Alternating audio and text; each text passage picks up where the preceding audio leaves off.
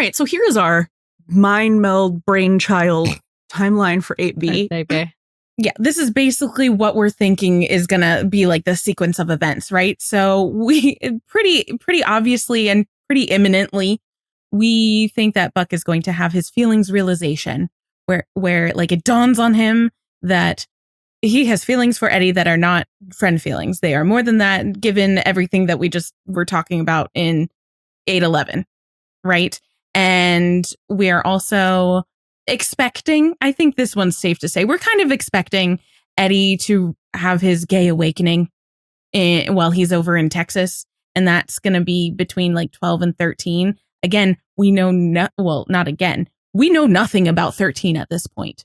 So no title. It is a big old question mark. Isn't that the only one we know that there's a BTS of Eddie's carpet?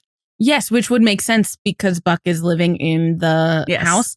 I'm going on record. I'm putting my chips all in because we don't have a title on Diazed and Confused. So I just want Eddie Begins Again. I know. I want to be right. But that would give it away. Well, like Diazed and Confused wouldn't. I know. That would actually give it away more. I know. Because Eddie Begins Again could just be general. Diazed and Confused is like, oh, he's gay. I know. I just really like it. I do like Diaz and Confused. I also just want to be right. I like the parallel of having a Bobby Begins Again and an Eddie Begins Again because there's so many Bobby and Eddie parallels, and I think this would also be yeah. See, sometimes I'm not gonna lie, kind of slight sidebar. Like sometimes I'm like, who do they parallel the most to? You know, between Athena and Buddy, like who's who? Eddie and Bobby and Buck and Athena. For sure. Okay. Yeah. Then so Eddie not having his feelings realization when he has his gay awakening, because his world has been overturned so much recently, like with all of it. Yeah, like moving to El Paso, Chris leaving, getting Chris. Like his best friend's bisexual. That's also in there. Him moving to Texas. Oh my God, he's gay. That's a lot. Poor man.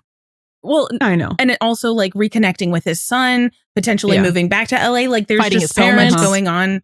Fighting his parents. There will be just so much going on that he wouldn't want to rock the boat anymore. He needs a moment looking at that. He needs some stability here, right?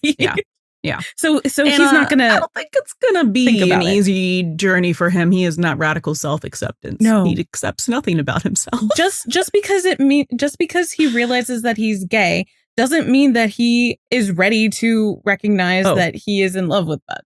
Absolutely, that will happen further down the line. Yes, which leads us. We're also again thinking that there's going to be a big near-death experience coming up specifically for Buck or Eddie, maybe Christopher in 14 or 15. And I always kind of think that, Buck and Eddie would be stuck together and finally have an opportunity to have a conversation and talk about stuff. And this is maybe when Eddie comes out to Buck and they start having this deep conversation again, like they've been trying to do, but it's like cut off at the joint, like every single time. So they start to get into that deeper conversation, but they're saved before they can finish. Yes, the cavalry is there to cock block them. Perfect timing, really. So then we have them at, and they were roommates. And Buck is trying to be so normal. Failing. And honestly, like it could be like like once Eddie comes back, there's only one bed, and then there's Christopher's room. You know what I mean? Couch. And a couch. But I mean, so that's the thing, right?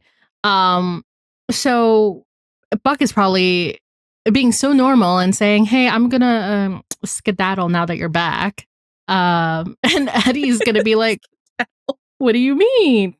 So, Eddie will do his own version of sabotaging. And to keep Buck there. Yeah, to keep Buck there. And then I think we thought if the rest of this is true, like if Eddie comes out to Buck during that emergency, Buck's already aware of his feelings, and it's I can be normal about this. Right. We're living together. It's my straight best friend. I'll get over it. It's fine. He loves me, but he can never love me like that. If he knows that Eddie can love him like that, but won't because he can't love Buck because he's not lovable, whatever, he's got to go. Yeah. He's like, I literally can't be normal. I cannot be so brave. I need to leave. Yeah. He's like, I'm just lucky. I'm just lucky enough that they're here and I have them back, and I'm not going to do anything to jeopardize that again. And staying there would do that. Yeah. I'm here. I've been begging for Eddie and Maddie to have a scene. So please.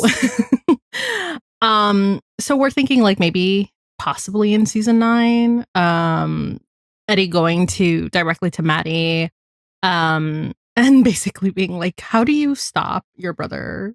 Or like, I need you to help me stop him from doing something stupid. Yeah, stop him from moving out. Like, how do I stop this? Like, why? You know? Yeah.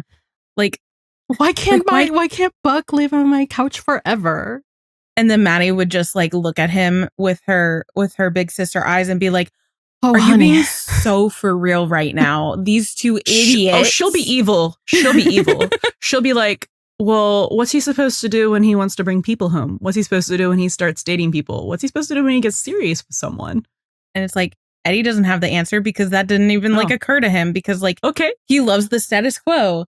Right. And meanwhile, now Maddie is sitting with the knowledge and the information that both of these two are feeling the same way about each other, and they're just stupid. And then Maddie's saying that to him, like paired with Buck imminently moving out. Because like up until then, moving back home, he has Christopher, he has Buck, and Buck is living with him. Oh my God, it's perfect. Also, he's like less repressed. Wow. He's the happiest he's ever been. Literally, why can't Buck live on his couch forever? And then Maddie says that shit to him. And then this is just more of a wish list thing. I guess maybe most of this is. But I think this would be such a good way to end no matter how we get here. Yes. However we end up here. However we get here.